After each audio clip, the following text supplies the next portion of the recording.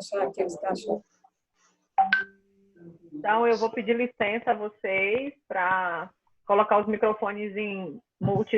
Eu vou dar um mute geral, depois você desmuta seu próprio microfone, tá? Boa noite, sejam bem-vindos. Sejam bem-vindos ao nosso segundo encontro. Hoje teremos a nossa parceira, minha parceira e amiga de trabalho, Zaira Vasconcelos, que vai falar com vocês, vai compartilhar alguns conhecimentos importantes sobre liderança estratégica, finanças estratégicas. O Cláudio está tentando entrar aqui, viu, Ione? Eu estou tentando admitir nesse trâmite aí. Nós conversamos sobre a importância de um primeiro contato e hoje Zaira vai dar continuidade. A nossa intenção hoje é que nós fiquemos realmente os 60 minutos, né, Zay? E isso não impede que vocês nos acionem da mesma forma como eu falei anteontem, por e-mail ou através da Conleal, para que a gente possa tirar dúvidas ou ajudar em algo mais depois desse dia de hoje. Com você, Zay. Ok, gente, boa noite. Nós estamos hoje numa sexta-feira, 5h30 da tarde. O tema pode parecer espinhoso. Desculpa. O tema pode ser espinhoso para algumas pessoas e às vezes ele é mesmo, porque quando a gente fala de dinheiro, né, bate muito em crenças enraizadas. E, às vezes, a gente precisa encarar essas crenças para mudar nossos comportamentos em relação ao dinheiro. Então, eu vou começar aqui compartilhando minha tela. Deixa eu abrir aqui a tela.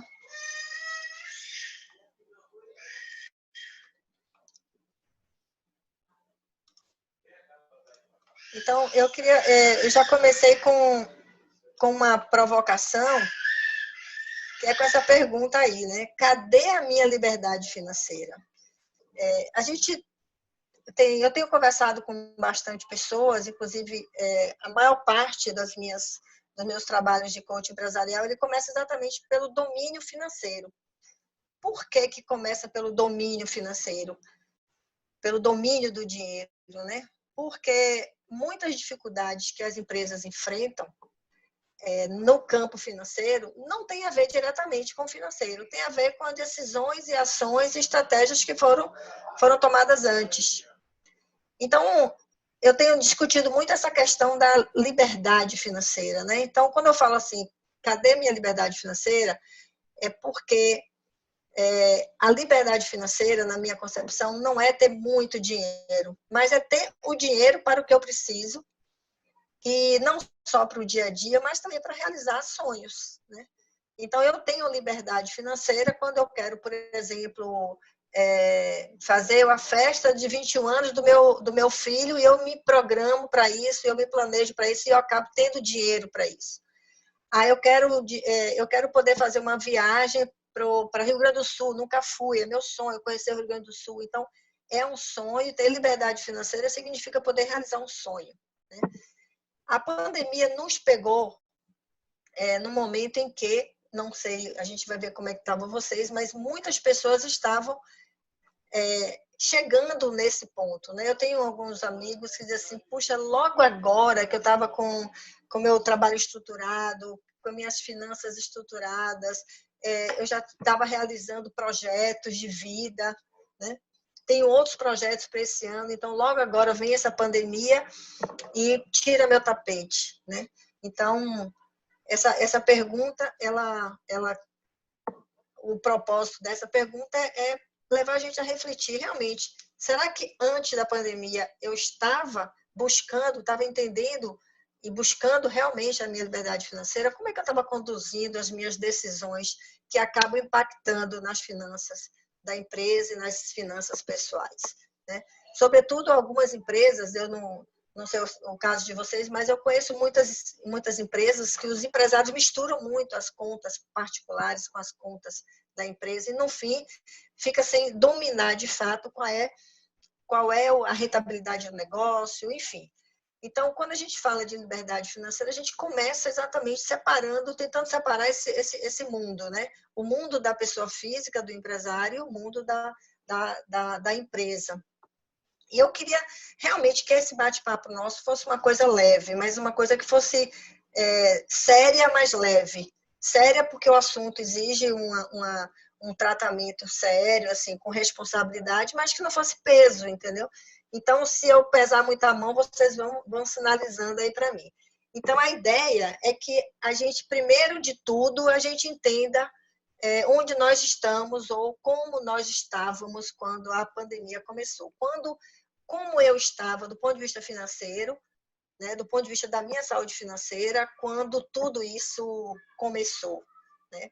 E aí eu vou pedir a Cassinha para liberar aí uma enquete, e eu queria que vocês marcassem aí, dentre as 3 opções, onde vocês se encontravam, né, lá no início, para a gente também, para me ajudar também a dar um direcionamento melhor para ser o mais produtiva possível para vocês.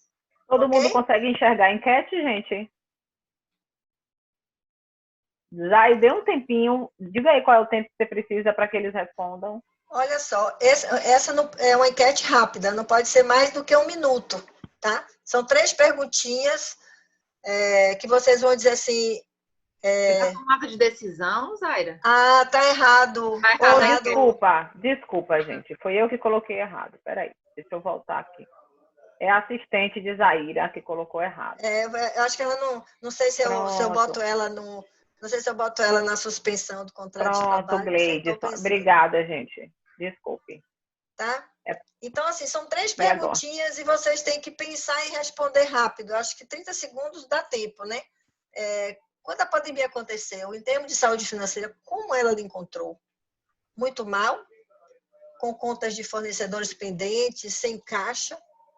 As contas em dia, mas sem reserva para capital de giro?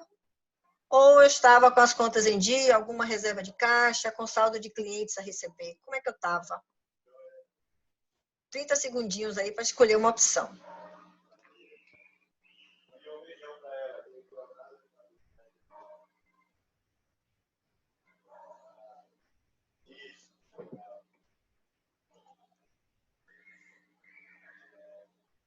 E aí, Cassia? Faltam 6 pessoas, já deu 1 minuto, até o momento todo da explicação, né? Posso concluir? Sim. Vou compartilhar aí. Ok. Então, a maior parte, 57% das pessoas, das empresas, estava com as contas em dia, mas sem reserva para capital de giro. 39% tinha alguma reserva e ainda tem contas a receber de clientes, ou tinha, né? E apenas 4%, que bom, é que estava numa situação mais difícil, mais vulnerável do ponto de vista financeiro. Massa, legal.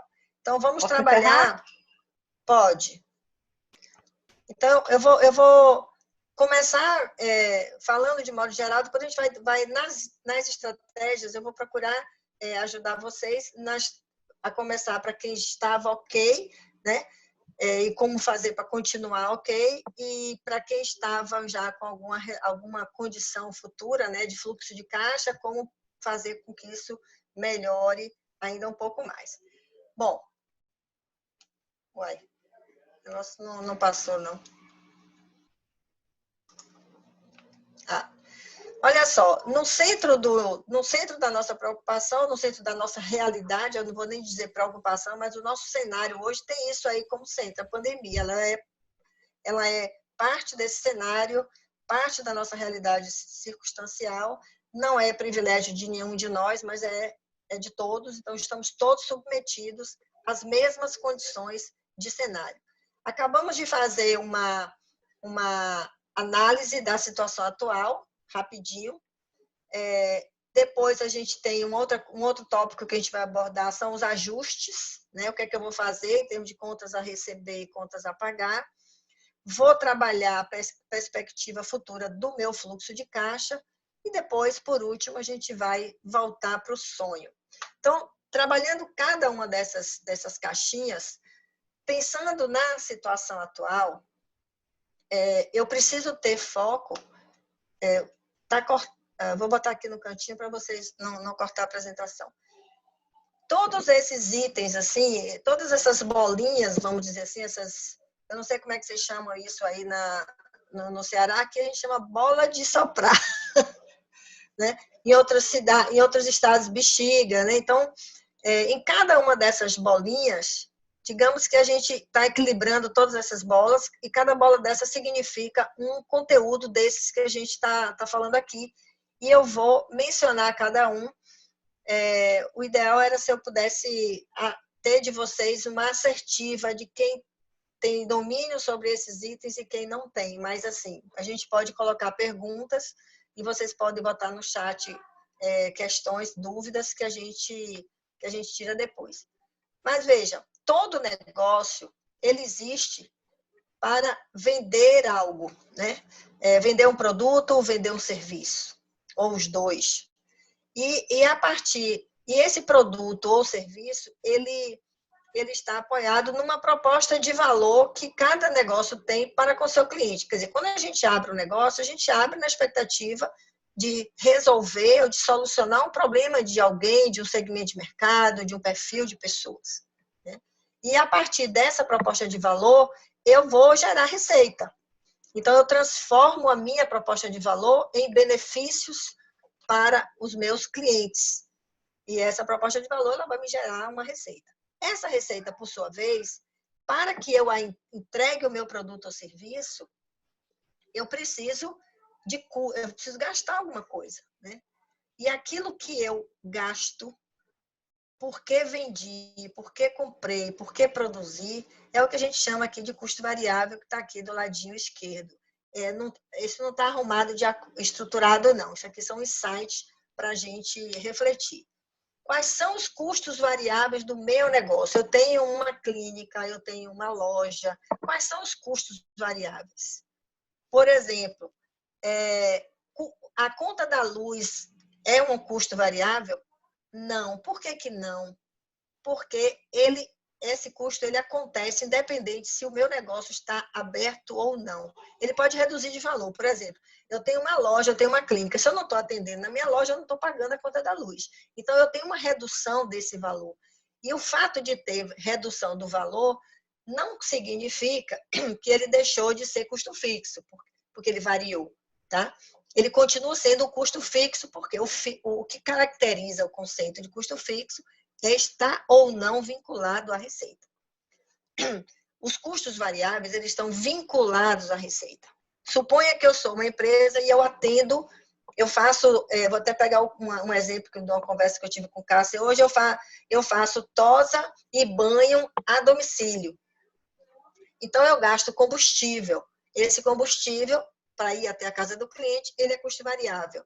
O material que eu uso, o shampoo, ou outros produtos que eu use para fazer a tosa e para fazer o banho do meu pet, também é custo variável. Mas os utensílios que eu uso, a tesoura, ou seja lá qual for outra ferramenta que eu uso, já não é, porque essa eu vou usar para outros serviços, e independente do que eu faço ou não, eu já comprei, se for um equipamento, a depreciação ela está acontecendo independente se eu estou vendendo ou não.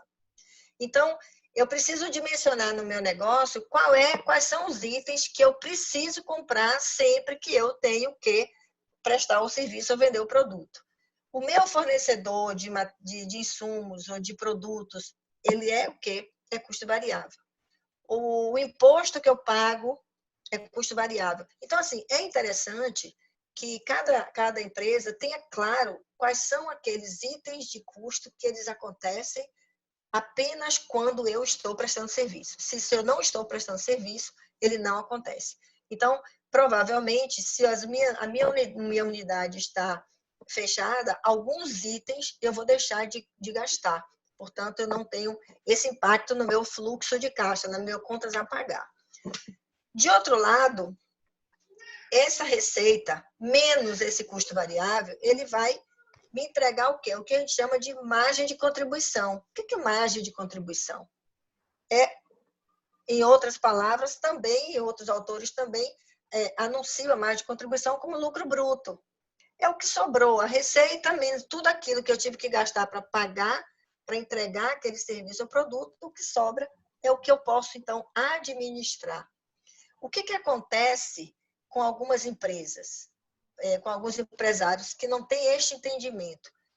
Quando tem uma receita, quando a receita entra, ele acha que aquele dinheiro é da empresa, então pode fazer o que quiser. Então, eu já tive situações de ver empresários pegar o dinheiro da receita, fazer aquisições, inclusive particulares, e quando vem a conta do imposto, não paga, porque não tem dinheiro para pagar o imposto, ou não tem dinheiro para pagar o fornecedor, e aí atrasa o boleto, atrasa aquela conta, às vezes até de um prestador de serviço, atrasa o contador. Eu estou falando que eu tenho bastante experiência com pequenas empresas, e eu vejo que a dificuldade uma das dificuldades que o empresário tem de manter a saúde financeira do seu negócio é exatamente por confundir as contas, né? Então, se eu tenho um fornecedor que me fornece shampoo ou outros produtos e eu preciso vender aquilo para pagar a ele, esse fornecedor, para mim, ele é prioritário, antes das minhas despesas particulares, óbvio, né? Então, a margem de contribuição é exatamente com o que eu posso contar para pagar os meus custos fixos, para pagar as eventuais endividamentos, para pagar investimentos. Então, é isso que sobra. Algumas empresas atribuem, por exemplo, o prolabore do sócio a custo fixo. Outras empresas adotam o prolabore do sócio como dividendos, ou seja, depois que tira tudo, aí o que sobra, ele tira para ele. O que vocês acham? Qual é a melhor perspectiva? Eu tratar o salário do dono como força de trabalho, como custo fixo, ou tratar como dividendos, como muitos dizem, eu gasto muito com isso, pago todo mundo, o que sobra, e quando sobra é o que eu tiro para mim. Então, o que eu gostaria assim, de trazer para a reflexão não é exatamente o que é certo e o que é errado, mas entenda o seguinte: se você, dono da empresa, você trabalha na empresa como qualquer outro profissional que você contratou, por que ele vai receber e você não? Qual é a lógica de eu pensar que o meu trabalho não tem valor, é o que sobrar? Porque a gente precisa entender que são as duas entidades presentes em uma só, que é a do empreendedor. Uma é ele enquanto força de trabalho e a outra é ele enquanto investidor de um empreendimento. Enquanto força de trabalho, o meu salário é aquele que é compatível com qualquer outra empresa, aquele cargo em qualquer outra empresa. Porém, eu tenho que entender o seguinte, que o meu salário não é maior ou menor porque eu quero, porque ele precisa ser compatível não só com o que o mercado paga, como também com o que a empresa é capaz de pagar, ou seja, ela tem capacidade de gerar recursos para pagar. Então, se você quiser saber quanto é o teu salário enquanto empreendedor, enquanto dono, é só você se perguntar, se eu sair da empresa e colocar alguém lá, quanto é que eu vou pagar para esse cara? Se você tiver resposta para essa pergunta, você já vai saber quanto você ganha. Então, esse salário, ele vai sim entrar dentro do custo fixo, porque você está trabalhando como qualquer funcionário e você tem a obrigação de arcar com esse compromisso. Bom, essa é uma parte da remuneração do dono. A outra parte é o quê? Ele é um investidor, ele colocou dinheiro lá. Portanto, a remuneração desse dinheiro, ele tem direito a receber. E para você saber a legitimidade e o balizamento disso, é o seguinte: experimenta não botar R$1 teu e toma todo o dinheiro que você precisa para investir no teu negócio, toma emprestado. Alguém vai te dar de graça esse dinheiro? Ou você vai ter que pagar? E se for banco? Você não tem que pagar o banco por aquele investimento que você fez na empresa? Então, o dinheiro do investidor, gente, tem o mesmo valor. Porque, veja, se eu tenho um dinheiro Está aqui o meu dinheiro na minha mão. E eu posso colocar no banco, vou dar um número qualquer, porque essas taxas já variaram bastante. Mas vamos dizer que eu bote no banco a 10%. Tá? E eu vou botar na empresa, o mínimo que eu vou querer, será que é 10%? Qual é o risco que eu tenho botando dinheiro no banco? Quase zero, certo? Dependendo da operação. Se eu, por exemplo, aplicar num CDI, eu vou ter um risco muito baixo. Mas qual é o risco da empresa se eu pegar o mesmo dinheiro e colocar na empresa? Ele é 100%. Então, eu preciso definir qual é a rentabilidade que eu preciso que o meu negócio dê para que pague o dinheiro do investidor de volta. Né? E esse percentual é aquele percentual que é identificado exatamente como lucro. Eu defino o lucro do meu negócio para dizer, olha, parte desse dinheiro é para remunerar o investidor, parte é para reinvestir para o crescimento do negócio, parte é para distribuição de lucros com os funcionários, enfim, parte é para guardar para comprar novos equipamentos ou repor equipamentos. Então, eu preciso ter muito claro qual é a estrutura financeira do meu negócio para eu saber como é que eu vou gerenciar isso. Tá? Então, eu defino o meu salário. E outra coisa, viu, gente? O meu salário enquanto funcionário da minha empresa não é o que eu quero, porque eu tenho um padrão de consumo X e a minha empresa tem que me dar aquele, e eu tiro isso da empresa porque eu tenho que pagar as minhas contas no padrão de consumo que eu defini para mim. Não é assim. Eu preciso saber se a empresa tem capacidade de gerar, porque uma parte desse salário que eu estou tirando, dessa retirada que eu faço, não é salário, é dividendos. Então, eu posso estar tirando dividendos ou um lucro que a empresa não está dando. Percebe? Então, esse cuidado, ele começa exatamente com aquele esforço que a gente faz. Olha, eu vou fazer meu orçamento doméstico e vou ajustar o meu orçamento de casa à capacidade que a minha empresa tem de pagar. Eu já tive experiências com empresários que dizem assim, olha, se eu tivesse no mercado de trabalho, eu estava ganhando mais do que eu ganho aqui na minha empresa. Qual é a leitura para um comentário como esse? Bom, primeiro que há um desentendimento dessa visão de capacidade de pagamento. Segundo, eu não estou montando o meu negócio em função do meu salário. Eu estou construindo o negócio para que esse negócio dê resultado, que ele seja comercial, seja rentável e que possa, inclusive, funcionar sem mim. Porque se eu quero colocar um negócio para frente, produzindo com produtividade, com pessoas capacitadas, gerando resultado, eu não preciso que seja eu a pessoa a estar lá. Senão eu deixo de ser empreendedor, empresário e me torno autoempregado. Ao invés de eu trabalhar numa empresa para que alguém me pague o salário, eu trabalho na minha empresa e a minha empresa me paga o salário. E se essa minha empresa não está me pagando o salário que eu acho que eu mereço, não deve. A pergunta não é se o meu salário é pequeno ou não, é se a empresa está sendo gerenciada para dar o resultado que a gente quer. Então, esse panorama aqui de itens que a gente precisa ter domínio, eu preciso saber qual é o meu resultado operacional e o que é o resultado operacional.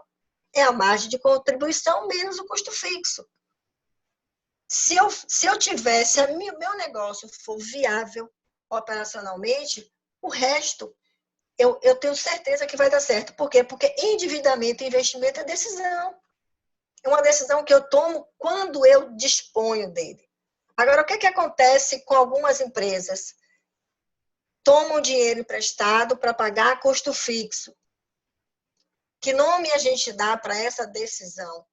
Chama-se aqui, ó, endividamento. Certo? Então, se eu estou tomando dinheiro para pagar porque eu não consegui dinheiro para folha, eu não consegui pagar o aluguel, eu não consegui pagar o fornecedor, significa que eu posso estar com resultado operacional negativo, ou seja, a empresa não está produzindo o suficiente para se pagar e eu tenho que buscar dinheiro de terceiros e com isso eu gero endividamento. Quando eu gero endividamento, o que acontece? Eu pressiono o meu resultado operacional ainda mais.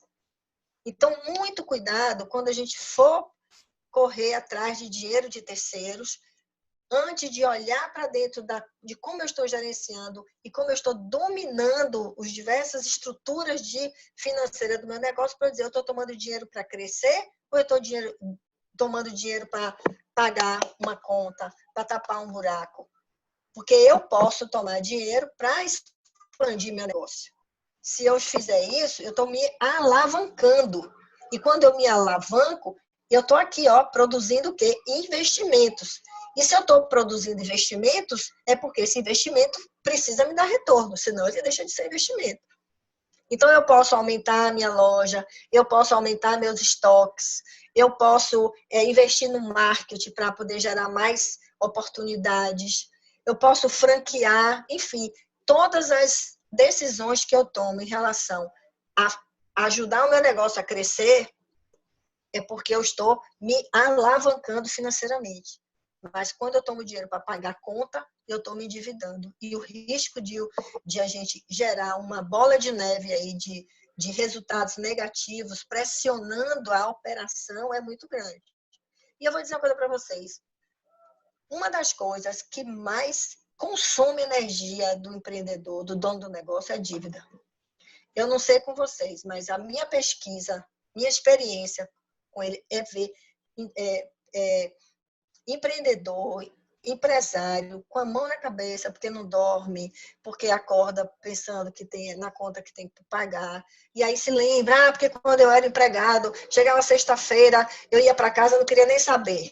Agora é 24 horas por dia, 7 por semana. Todo o tempo eu estou pensando no meu negócio.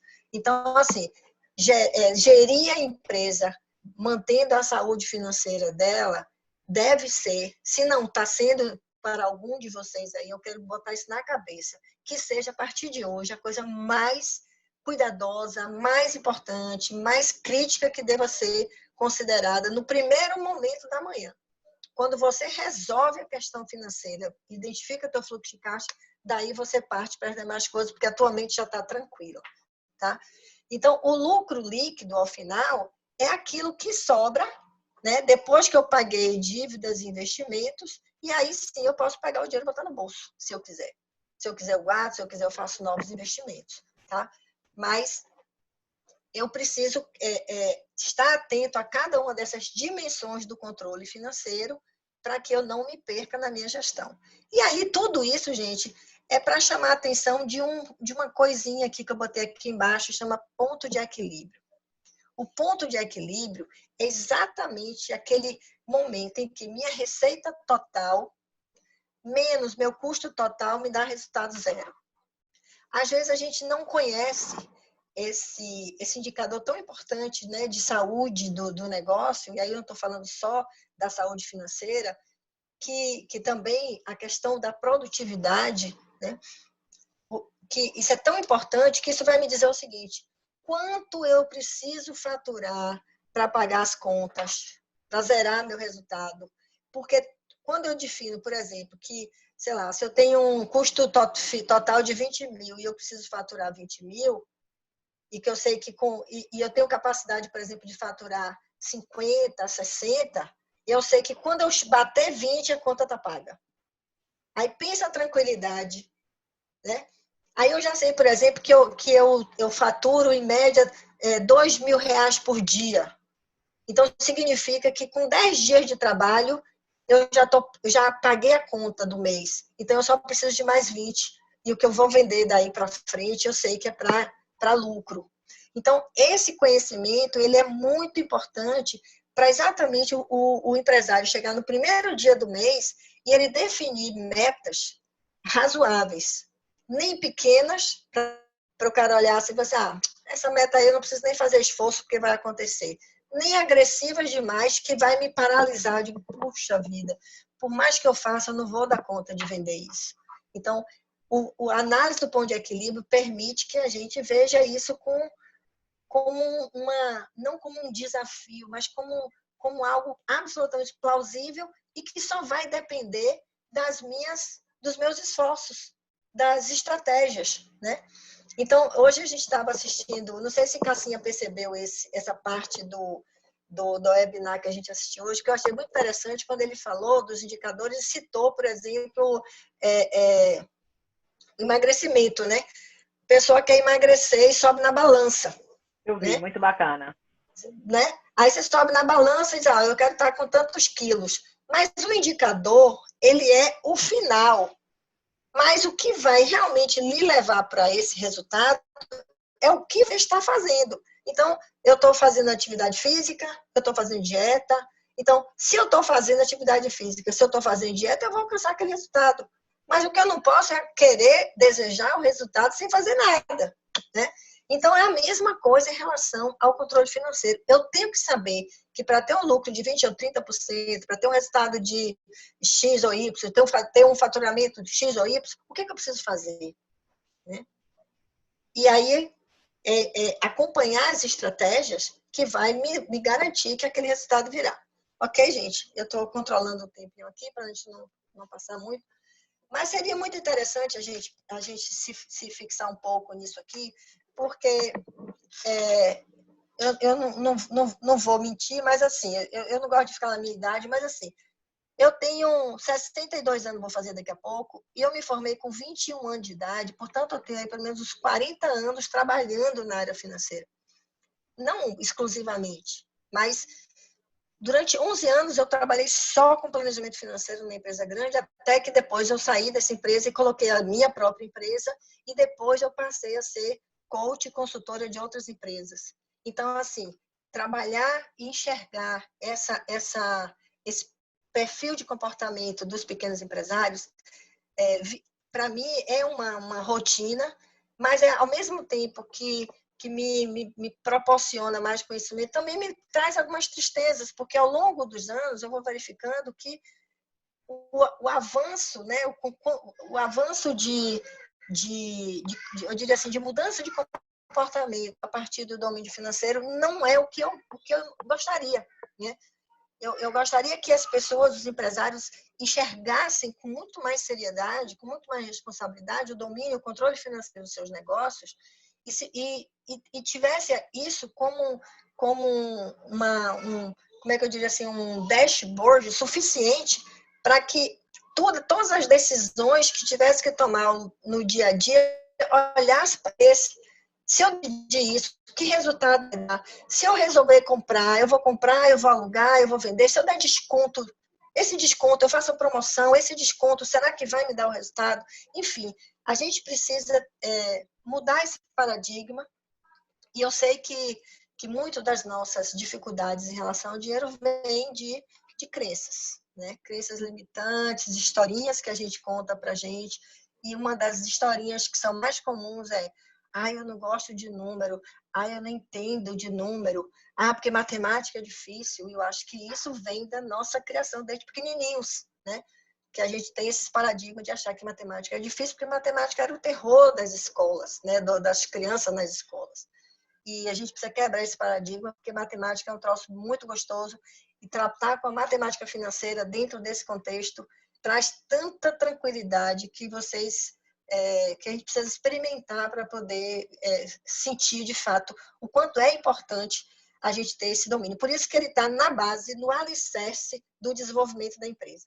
Se você imaginar que uma empresa é um edifício com vários andares, é o alicerce financeiro que vai lhe permitir definir quantos andares você vai colocar no seu edifício.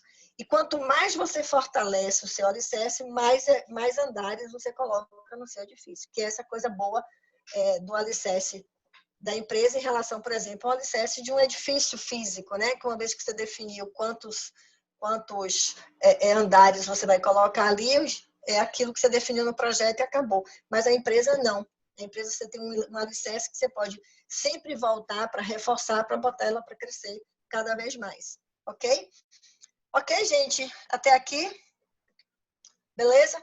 Então, vejam. No caso de ajuste, bom, aí veio a pandemia, me pegou realmente numa condição tranquila, eu tomei um susto, mas ufa, olhei para minhas contas e eu sei que aquele mês, né, tipo assim, eu consigo pagar o mês de março, consigo resolver março e talvez eu consiga resolver abril. Num primeiro momento, a sensação é de que a gente, isso vai passar rápido, né? Então, aqui, por exemplo, na Bahia, veio um decreto que para 15 dias, não, só são 15 dias, né? Aí daqui a pouco mais 15, aí começou o negócio a ficar sério. Agora, né, o horizonte está um pouco mais largo. Então, eu preciso sentar, olhar o meu fluxo de caixa, olhar as minhas contas e decidir o que é que eu vou fazer. E aí eu tenho várias partes interessadas que eu preciso negociar. Clientes é uma parte interessada, a minha equipe é outra, os meus fornecedores, o governo, os bancos e os prestadores de serviço de modo geral e as concessionárias. Então, desde que a pandemia começou, a gente se viu no papel de ter que sentar com cada entidade dessa, né, cada parte interessada dessa, e negociar. Como que eu negocio?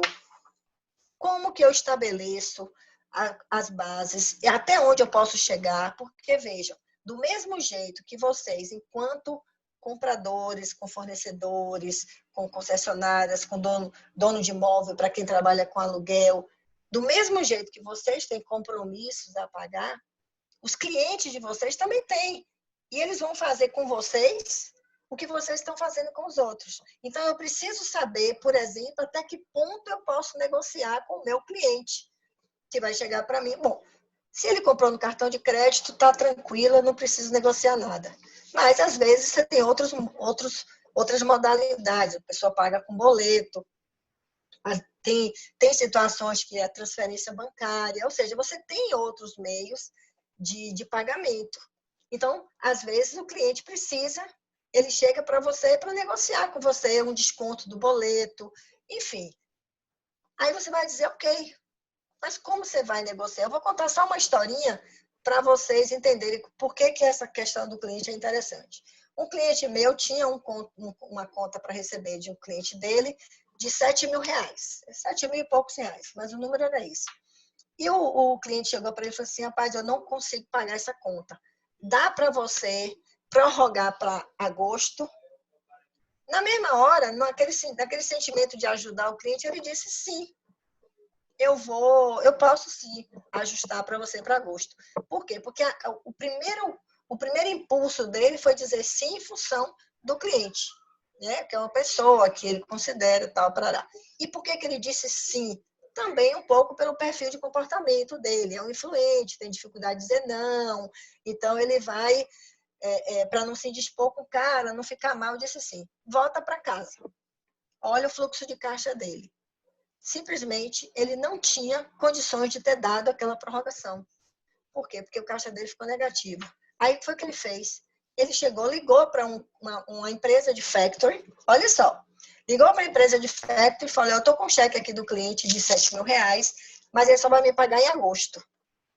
E eu vou precisar do dinheiro agora. Eu queria que você me...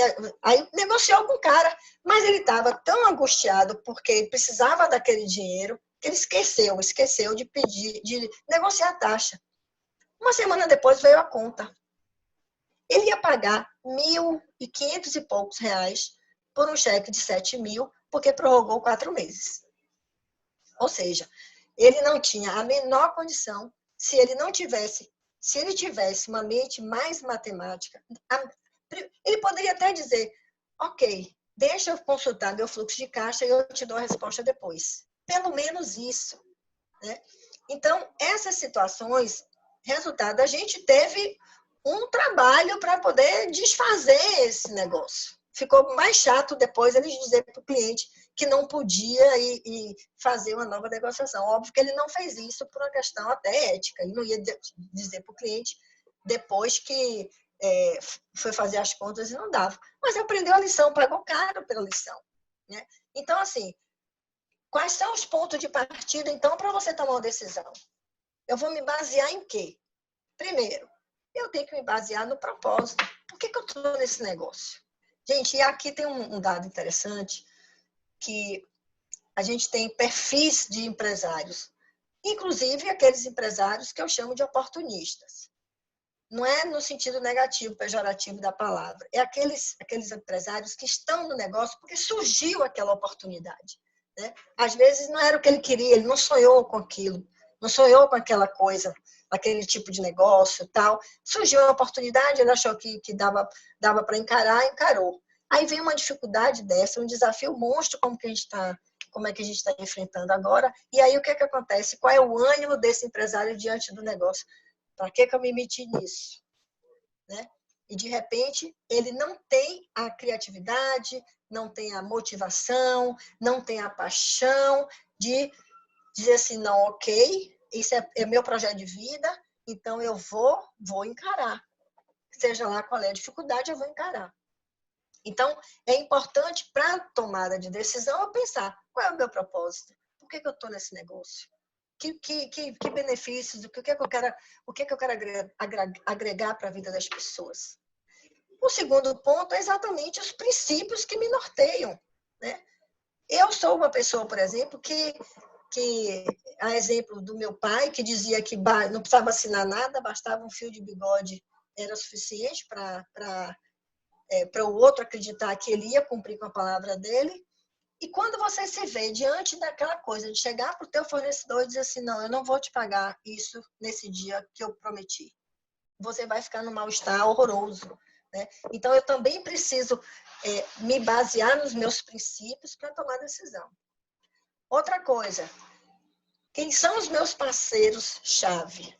Então, eu deixo de pagar um fornecedor que é tão pequeno quanto eu e que vai passar dificuldade se não receber de mim. É esse cara que eu vou deixar de pagar, eu vou simplesmente dar as costas a esse parceiro que me apoiou, que quando eu precisei de urgência ele entregou, enfim. E outra coisa são os serviços-chave.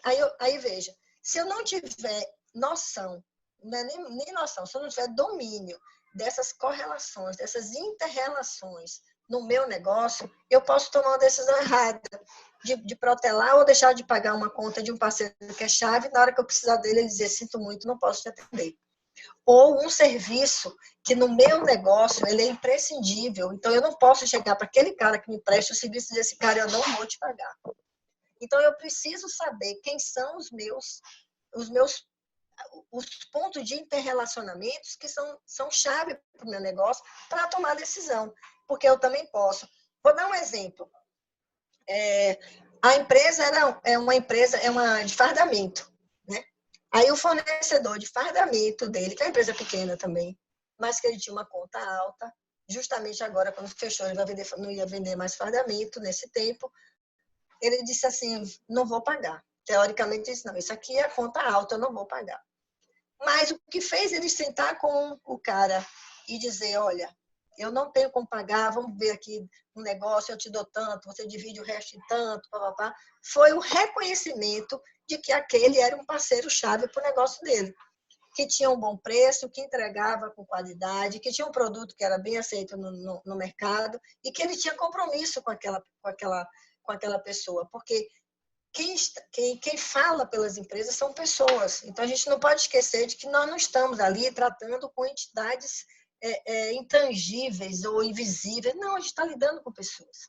E, portanto, como um dos princípios norteadores dessa empresa realmente era o respeito ao outro, ele disse, não, eu não posso não pagar a essa pessoa, exceto se eu colocar com transparência, com honestidade a minha situação e ela dizer, ok, eu vou te ajudar nisso.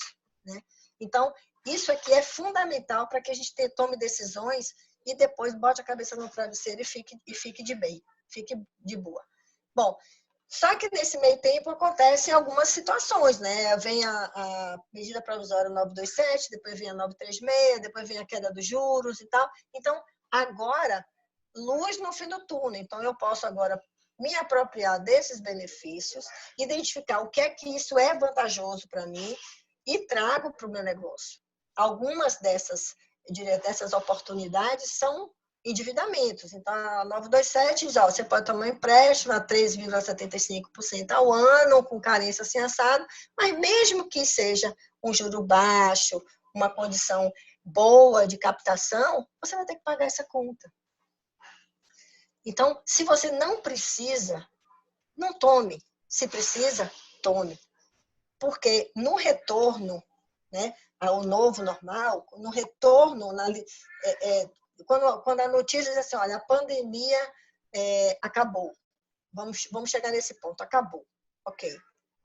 o mercado não vai reaquecer instantaneamente. Então, vai precisar, a gente vai ter uma curvazinha, que é a tal da curva V, né, que os economistas falam, que ela vai ter uma queda brusca, depois você vai começar a subir até que você atinja um nível de crescimento que a sua empresa volte a faturar o que faturava antes da epidemia. Quanto tempo isso vai durar? Ou seja, qual será o tempo entre aquele que você parou de faturar e o que você vai voltar a faturar aquele mesmo limite, aquele mesmo patamar? Depende do negócio. Existem negócios que falam-se em 1 ano e meio a 2. Outros não. Diz que com 1 mês, 2 meses, o negócio já volta. Então, a gente precisa saber, o meu negócio, ele está enquadrado em que segmento que tem potencial de crescer rapidamente. Então, na área de saúde, qualquer negócio relacionado com a vida, e aí não é só a vida humana, a vida animal também, há uma tendência, primeiro, de não descer muito. Segundo, de voltar a crescer numa velocidade um pouco mais rápida, por exemplo, do que uma loja de shopping que vende roupa. A gente vai aprender tanta coisa nessa pandemia, que uma das coisas que a gente vai aprender, se já não está aprendendo, é que em casa eu consumo o que eu preciso. Eu não estou sendo atraída por produtos, né, de prateleiras, de vitrines. Então, eu não compro por atração, eu compro por necessidade. Mas eu, enquanto loja e negócio para animais, para pets, eu posso já antecipar essa atração. E eu estava até conversando, né, com assim, um negócio legais assim, mas ela vai tratar com vocês sobre isso na próxima sessão. Mas, assim, são estratégias. Se o cliente não pode vir a mim, eu tenho que ir a ele de alguma forma. Outro dia, uma pessoa mandou... Uma vez eu comprei uma roupa numa loja e eu recebi aqui uma mensagem dela dizendo que a loja estava em promoção, que se poderia deixar uma sacola aqui na minha casa. Eu falei, num primeiro momento, eu pensei assim, puxa vida, eu não estou querendo comprar roupa nenhuma, para que eu vou comprar roupa agora, né? Para ficar em casa. Então, não estou precisando de roupa. Mas eu achei a iniciativa dela tão interessante que eu disse, deixe. E veio a sacola.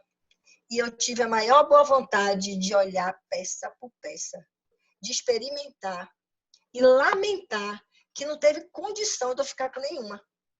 Eu escrevi para ela depois, assim, super triste. Eu fiquei assim, cara, depois eu me arrependi, eu devia ter comprado qualquer coisa, eu guardava aí, dava de presente para alguém, mas para ela não desanimar da estratégia, entendeu? Mas eu estou até arrependida, acho que eu vou até voltar a ela. Eu falei com vocês agora, me deu dor na consciência de não ter comprado pelo menos uma, nem que fosse a mais baratinha de todas, entendeu? Para poder... Mas, enfim. Mas eu conversei com ela assim, enfim. O que eu quero dizer para vocês é o seguinte: há umas estatísticas que falam que pelo menos, né, Cassia, 40%, 50% das pessoas compram quando você manda alguma coisa assim, porque há aquele sentimento de reciprocidade. Eu recebi algo de alguém, eu me sinto na obrigação de retribuir. Então, gente, tomar decisões para o fluxo de caixa, para organizar o fluxo de caixa, depende desses princípios. Senão, você vai tomar decisão aleatoriamente. E ao tomar decisão aleatória, porque essa conta é maior, não vou pagar, e não negociar é pior ainda. Porque você vai frustrar a expectativa de alguém que sabe, que está contando com receber aquele dinheiro naquela data, porque tem um compromisso com você de pagamento. Então, não deixem para a última hora, trabalhem essa análise todos os meses. Por isso que aqui a gente fez um exemplozinho de como você fazer um fluxo de caixa para 3 meses. Quando foi em março, eu trabalhei com os meus clientes abril, maio e junho.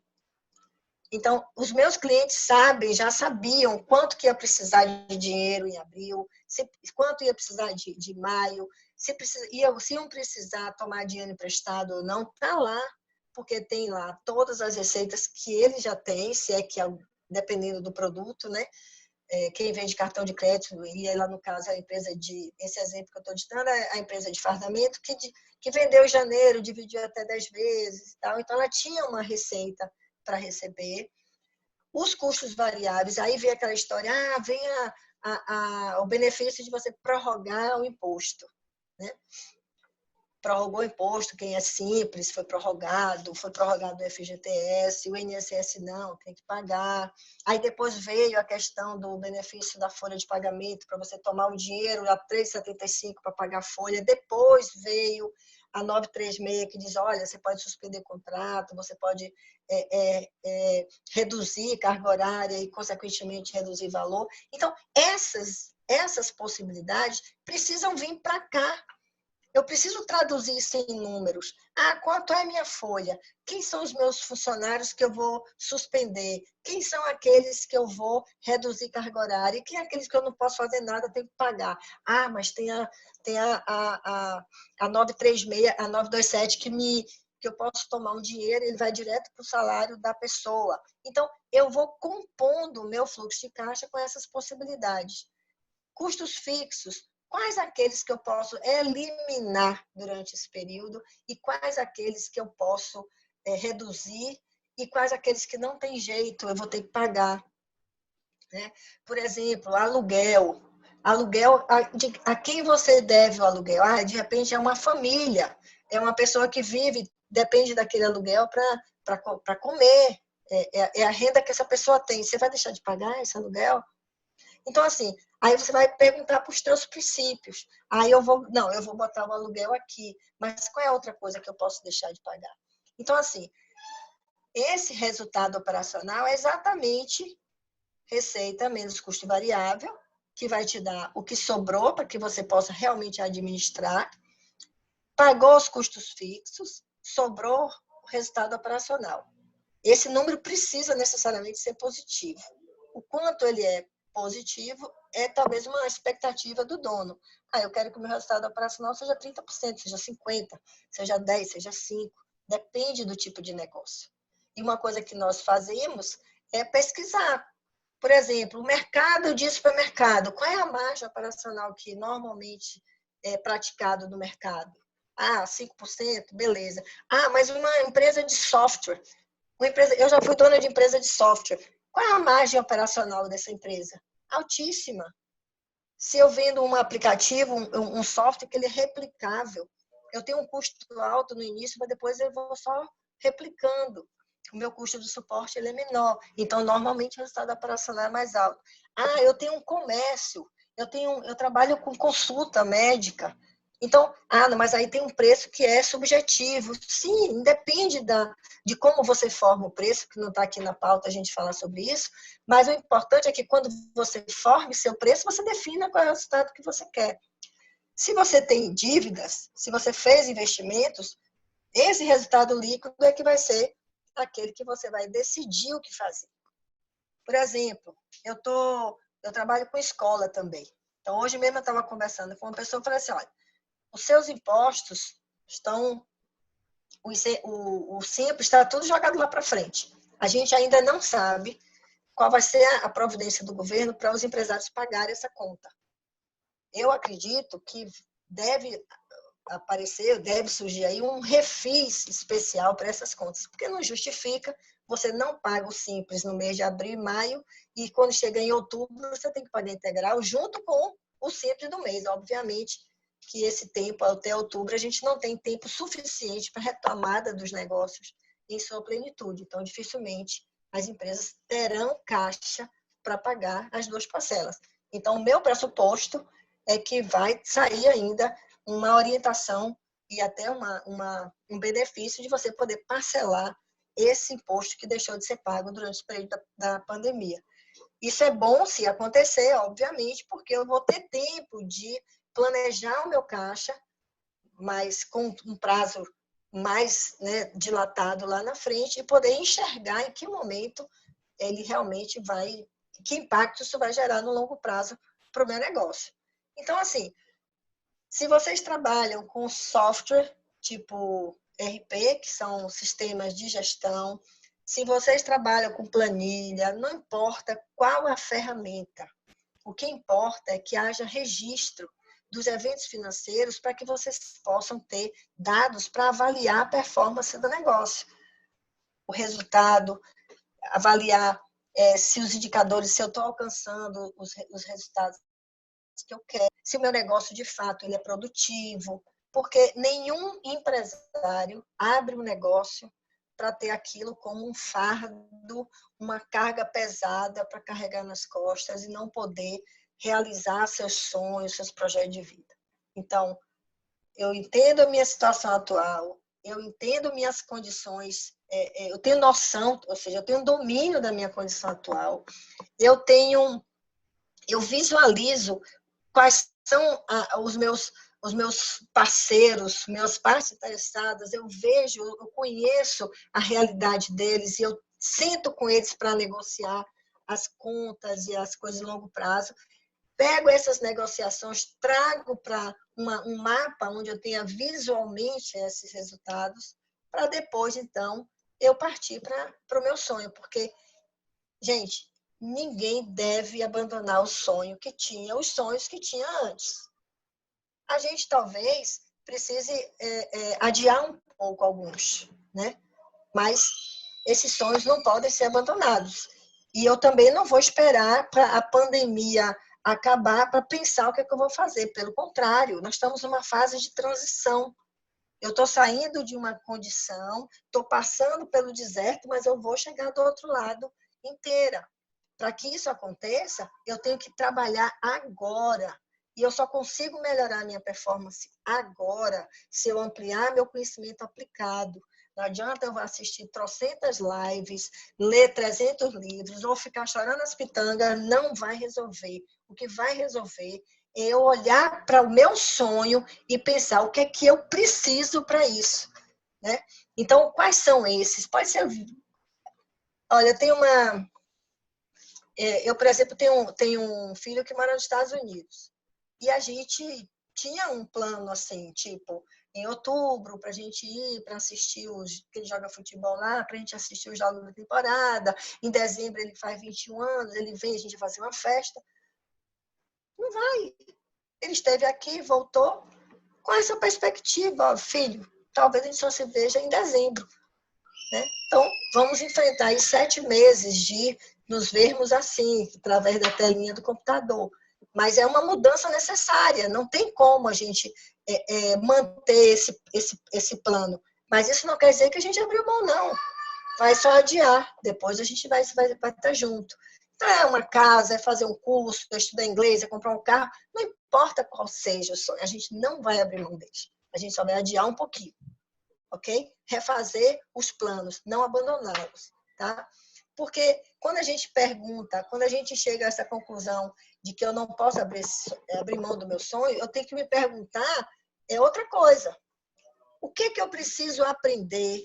O que habilidades eu preciso desenvolver? Que conhecimentos eu preciso agregar para fazer melhor o que eu faço? E aí sim eu ter todas essas possibilidades como resultado.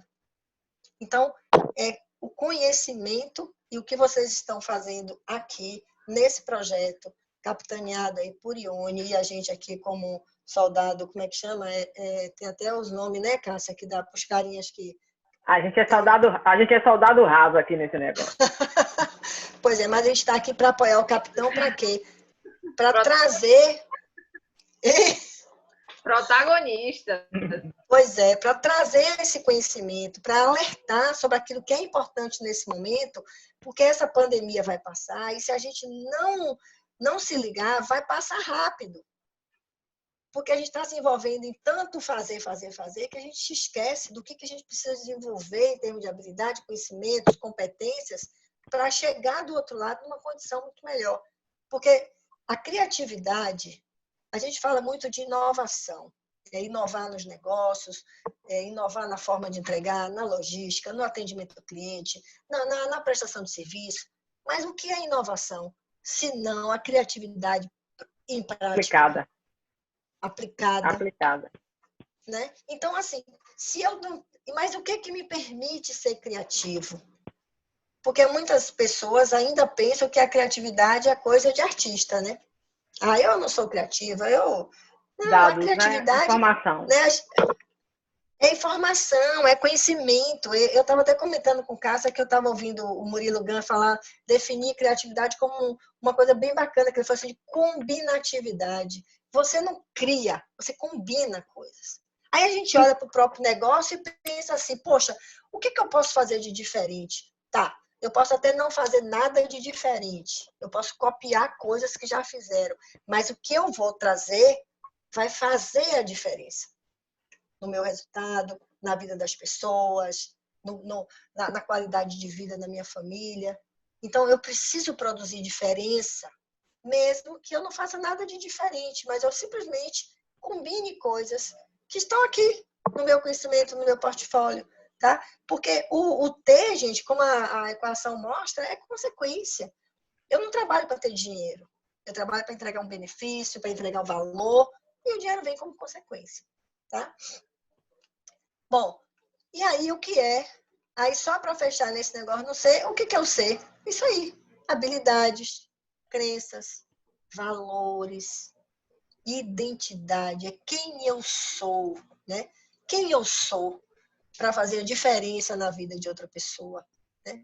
Então, eu preciso investigar, me conhecer, trabalhar mais as minhas competências para que eu faça melhor aquilo que eu sei fazer, com sentido, com propósito, né?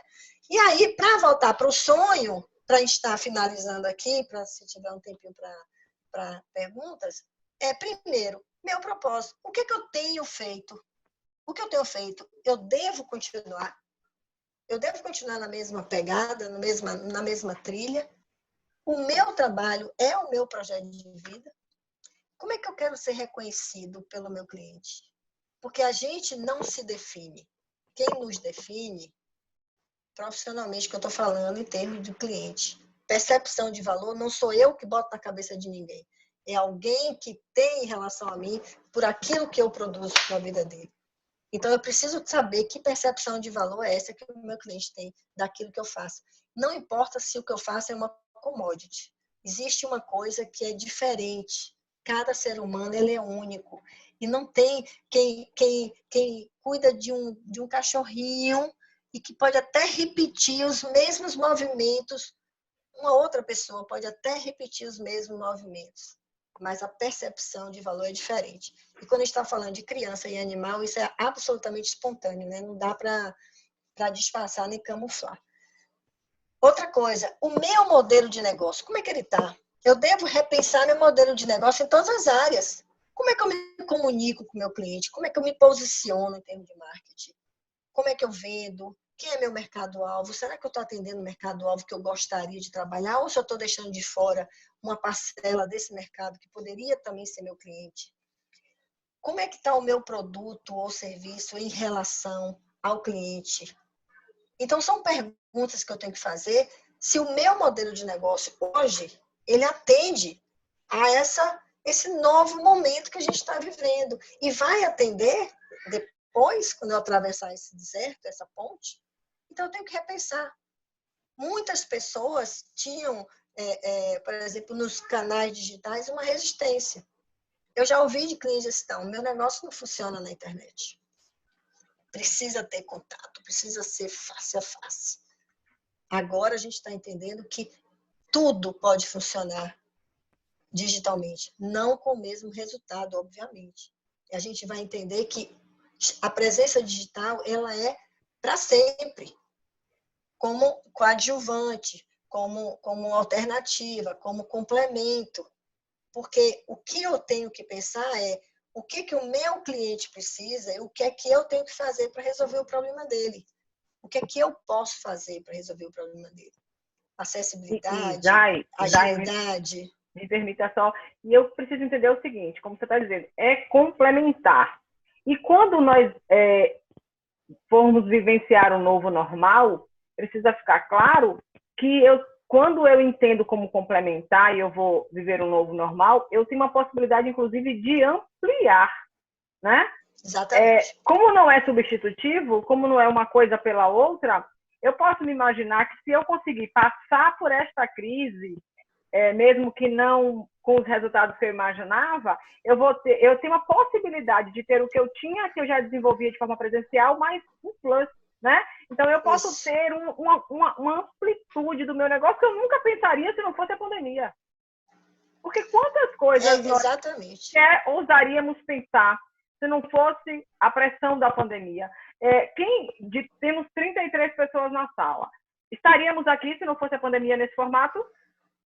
De forma de hipótese nenhuma, né? Então a gente começa a pensar e assim, e por isso, gente, que isso foi pensado nessa sequência, para que no próximo encontro eu possa compartilhar com vocês ideias de inovação, ideias práticas de aplicação no negócio, porque se a gente não entender essa sequência, né, a tomada de decisão, a percepção de contexto do meu negócio com clareza, né? Mesmo que eu dê uma super ideia para você, você vai dizer, eu não tenho dinheiro, Cássia, para fazer, eu não tenho capital, não sei se faço, não sei se faço, não sei como, eu não tenho controle dos meus clientes. E quando a gente começou a conversar isso de alguma forma, Ione, Zaira, né? A gente sempre teve um cuidado de dizer assim, não é hora de punir ninguém. Não é hora de eu dizer, Ione, por que você não fez isso até agora? Cliente de Ione, por que você... você não fez isso antes? Gente, passou, o que passou, passou.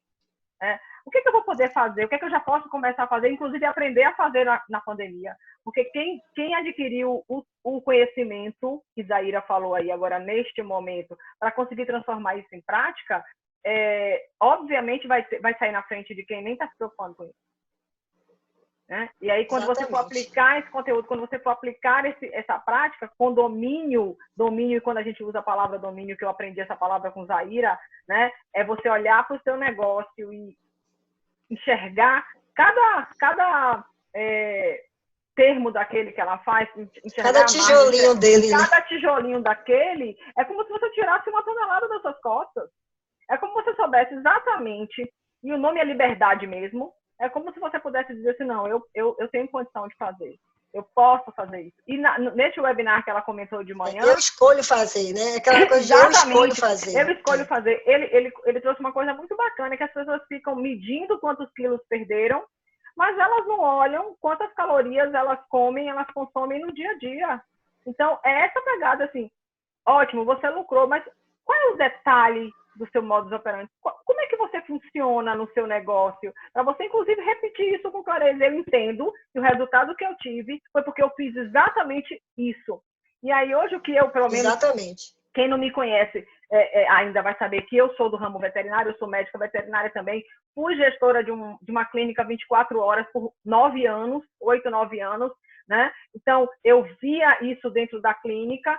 Então, quando eu segmentei todas as áreas da clínica, eu entendia que a minha parte de serviço, ela sustentava outras partes, mas que ela era importante, né? Eu me dei conta, por exemplo, que o taxi dog não se pagava, mas que ele era importante, porque ele, apesar de matematicamente ele não se pagar, ele trazia clientes para o serviço. Então, a gente começa a tomar a decisão de mantenho ou não mantenho. Se eu fosse fazer uma análise isolada, por exemplo, eu eliminava o taxi dog da clínica. Mas aí eu entendi que o fato de eu eliminar o taxi dog, ele dentro daqueles espaços, ele ocupava, por exemplo, uma verba de marketing para mim. Porque ele fazia divulgação, exatamente. Ele era focado, entende? Você começa a alocar as coisas e toma decisão. Então, assim, tudo que a gente vai trazer para vocês no próximo encontro precisa que todas essas informações estejam minimamente organizadas na cabeça de vocês enquanto empresários. Senão você não consegue nem tomar decisão. Saber como usar. Você não consegue tomar uma decisão, fica com medo. Eu não vou fazer porque eu não sei se eu vou ter dinheiro para pagar. Claro, põe no papel, faz uma projeção, a gente tem elementos para isso, tá? E para finalizar aqui, nessa parte, o último é esse resultado de produtividade. Uma das coisas que eu ouço muito dos empresários, quando eu pergunto assim, quais são os seus maiores desafios? Tem coisas como, por exemplo, trabalho para caramba e não ganho dinheiro, ou assim, eu não tenho tempo para nada. Eu já ouvi empresário dizer, até com uma cara de orgulho, eu tenho 5 anos, 10 anos que eu não tiro férias, eu digo, coitado de você, entendeu? E ele falando, achando que era, sei lá, talvez uma coisa interessante de dizer, né, proveitosa. Então, assim, nós, enquanto empresários, a gente precisa que os nossos resultados sejam condizentes com o nosso esforço, porque eu preciso ter qualidade de vida, Porque eu não trabalho para me matar de trabalhar, pelo contrário, meu trabalho é meio de vida para mim. E eu preciso saber se o meu negócio é sustentável, se ele respeita o meio ambiente, se tem sustentabilidade econômica, se tem sustentabilidade social, como é que eu lido com as pessoas. Então, esse panorama aqui é só o ponto de partida para a gente voltar a sonhar, tá? E não vamos desistir. E outra, se a gente adiar o momento de fazer, a gente está perdendo uma excelente oportunidade que a vida, que Deus nos deu de parar e pensar, meu Deus, o que é que eu estou fazendo na minha vida? Se eu tiver um Covid agora, eu for para o hospital e morrer, o que é que eu vou levar? Né? Porque nem a satisfação de dizer, tirei férias, viajei com minha família, curti, pude chegar a tirar um final de semana e não pensar em trabalho, enfim, são tantas coisas, fazer minha ginástica, ter uma vida produtiva, praticar esporte. Quantas vezes a gente se diz, não tenho tempo para isso, não tenho tempo para aquilo, não ganho dinheiro. Eu já ouvi até empresários dizer assim, eu trabalho para pagar salário e fornecedor imposto, não sobra nada para mim. Eu sou a última pessoa. Eu digo, você está errado, você tem que ser a primeira pessoa. Tira o seu primeiro, no primeiro do mês. O resto você vai trabalhar para pagar os outros. Porque você, com as suas contas pagas, você vai ter muito mais tranquilidade de ter criatividade, de desenvolver de ideias. Agora, você chegar em casa de noite, ver que o síndico está batendo na porta, porque você não pagou o condomínio, com risco da companhia elétrica cortar a tua energia, porque você não tem dinheiro da empresa nem para isso e trabalha feito louco, o que é que vai acontecer? Você vai desmotivar. Vai desmotivar. E a gente não quer empresário desmotivado, pelo contrário. 96% da força que garante o equilíbrio da economia vem dos pequenos negócios. Então, está na nossa mão fazer a diferença, de fato, mesmo repetindo o que outras pessoas fazem. Tá? Então, gente, chega de chorar as pitancas, chega de dizer coitadinho de mim e vamos partir para a luta, porque a gente é mais do que vencedor se a gente tiver propriedade, domínio, conhecimento, assumir a autorresponsabilidade e ser confiável. Eu posso me relacionar com as pessoas porque as pessoas confiam em mim. Esse negócio de culpa, desculpa, negação, não é comigo, essa coisa de vítima. E aqui não tem nenhuma vítima. O que tem aqui são vencedores. Então, vamos partir para cima, com muita força, muita coragem, buscar, porque, olha, recurso está aí, a gente só precisa ir buscar, tá? E, por fim, faz o que agora, gente? Vai se afogar? Não, vamos partir para cima, vamos entrar em ação. Beleza? Perguntas? Muito bem. Show. Obrigada. Vamos ver se eu aqui... vou como é que chama? Descompartilhar aqui para eu poder, junto com Cássia e Ione aí, ter um tempinho para vocês perguntarem, me coloco à disposição. Eu tentei trazer coisas assim, o mais, na verdade, o menos abrangente, mas o mais focado naquilo que é mais essencial, pelo menos na minha percepção, mas, obviamente, que nesse tema a gente tem muito mais coisa para trabalhar, inclusive as ferramentas operacionais que eu não trouxe porque eu não acreditei que fosse pertinente aqui. Não ia montar equações aqui, contas e matemáticas e registros e análise de indicadores, porque não era o propósito. E em uma hora a gente sabe que isso né? Exato. Não vou dizer impossível, mas é delicado e acaba sendo mal feito. Né? Exato. Nosso objetivo é realmente despertar para uma ação, né? A gente sabe que as realidades são bem diferentes, né? Estamos todos no mercado pet, mas cada empresa tem a sua realidade. Mas realmente a intenção é a gente despertar para essa ação, que muitas empresas já estão tomando, né? Mas um reforço de ânimo, colocar-nos à disposição, né? Para ajudar realmente. E uma pergunta, né? Que eu acho que precisa ficar, e a gente comenta muito nas nossas reuniões, é que imagem você vai deixar quando a pandemia passar, né? E acho que isso é muito do que Zaira falou, né? De propósito, de valores, né? Que imagem vai ficar para os seus funcionários, sua família, né? Dessa busca realmente de melhorar o seu entorno, né? Como ficarão essas relações, né? Essas relações, isso parte de uma ação mesmo. mesmo, né? Uma ação, e nossa responsabilidade como empresários é muito grande, né? De sustentar toda essa mola, essa engrenagem, né? Mas vamos em frente. Estamos aí para realmente ajudar. Queria agradecer a presença de todos, né? Se alguém quiser fazer alguma pergunta, botar no chat, fique à vontade. Botar aí que eu repito aqui. Se quiser também ativar o microfone e perguntar direto para a Zaira, pode ficar à vontade. Isso, estou aqui, gente. Cássia vai compartilhar com a Ione aí essa apresentação. Eu vou colocar os meus dados, mas assim, o que vocês precisarem, demanda de Ione repassa, a gente pode marcar outros encontros. Isso tudo vai depender realmente de vocês e do quanto vocês tiverem demandas, necessidades, né? Porque a gente sabe que nós vamos lotar o juízo de vocês de coisa, né? Cássia, anteontem, hoje, depois tem a próxima. Então, vocês vão ficar assim com muita coisa na cabeça. Então, a gente está aqui para ajudar a organizar as ideias. Aí. E a proposta é que nosso encontro seja na próxima sexta-feira, não é isso, Ione? Dia 22. Isso.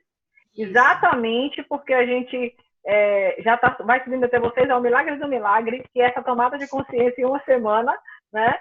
Então, a gente entendeu que se a gente marcasse para quarta, vocês não teriam nem tempo hábil, de repente, de refletir um pouco sobre a importância de dominar essas informações, ou de, pelo menos, dar o start de buscar essa informação, de arrumar a casa, no sentido de fazer um levantamento, mesmo que aproximado disso, para melhorar o conteúdo 1 da tomada de decisão. E aí sim, na sexta-feira, quando nós nos reunirmos para repensar o mercado, para trazer estatística para vocês do mercado pet, do que pode ser feito, mesmo que copiado, mesmo que aprimorada, a mesma ideia, que inclusive você mesmo já pode ter feito em outro, adaptado a um novo normal, a um novo cenário, vocês saibam se vocês vão ser, inclusive, capazes de colocar essa ideia em prática ou não.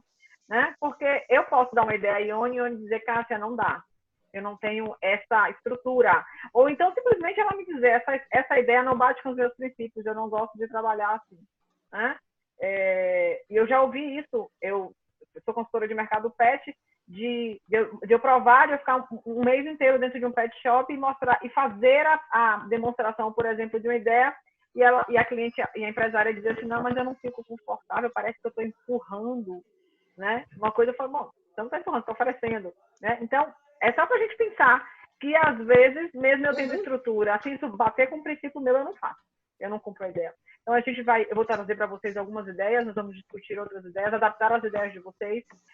Nós estamos no meio de parceiros com Leal, então, Cássia, eu vou dar uma ideia para o meu concorrente, como Zaira trouxe, ninguém vai fazer o que você faria como você, tá?